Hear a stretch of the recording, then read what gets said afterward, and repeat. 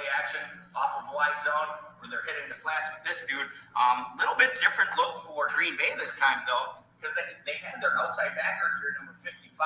They had him initially up here and rerouting and covering that crosser, but then they let him go. Okay? When they let him go here, you have to make that decision. You have to make it fast if you're going to be number 55 and you're playing him. If you're going to reroute this dude, you go ahead and you put your shoulder into him as hard as you can. Just go find his sternum, his breastplate. Put that shoulder into him as hard as you can on your way to the quarterback. What are you guys seeing here? Talk to me on it. I've had the question about Dylan and also some 21 personnel come up, and I love it. Love the question. Let me show you why, running some Dylan with some of this trap or maybe some more gap schemes as opposed to the zone scheme that the offensive line runs all the time. Let me show you why this is actually really, really difficult on a defense. You only have to try to adjust to this in the first half. So what the Bears will do is pack this thing in.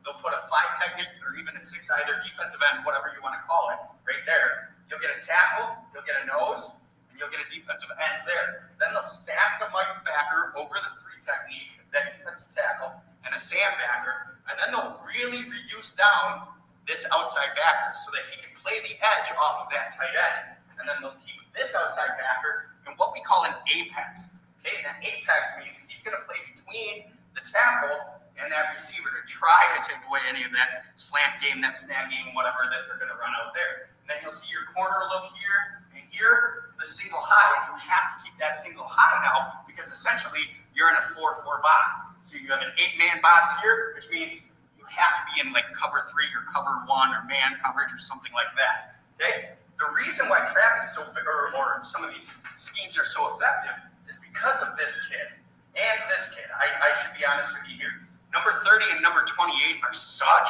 violent runners.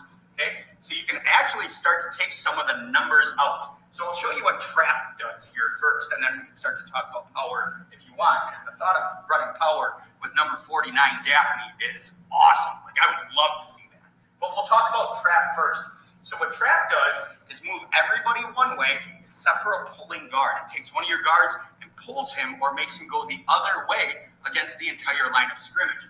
So when the Packers are always running zone, say they're running zone to the right, these middle linebackers here can just key on these guards. They can just watch the guards, and whichever way the guard goes, they can go try to shoot those gaps and steal those gaps away from the running game.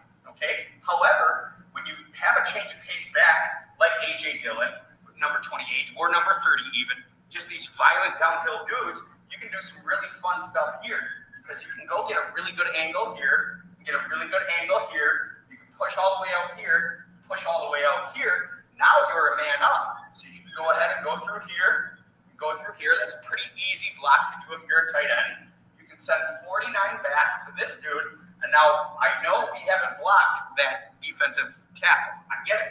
But what we can do then, instead of pushing all the way out to this D end in a zone look, is we can go right here with him and take this guard and pow.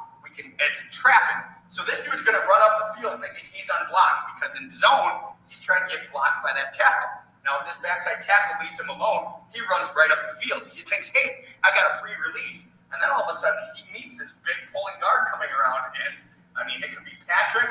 They could run trap the other way, and you can make it Jenkins. I don't care who it is. But you can absolutely obliterate defenders there. Then, when this kid gets the ball through the A gap, it's over. You don't even need a decleating block on this Mike. I've seen it before where this tackle never got off of that linebacker. They never got to that linebacker in the Tennessee game, and this kid literally ran through him and got tripped up by the safety for a gain of 14. Like, you have no idea how much fun it is as an offensive line coach when you have a running back like A.J. Dillon, like Jamal Williams, who are just violent, who are just downhill because you know I might not be able to get this block, and that's fine because that kid's going to put a hat through that dude's esophagus and run him right over.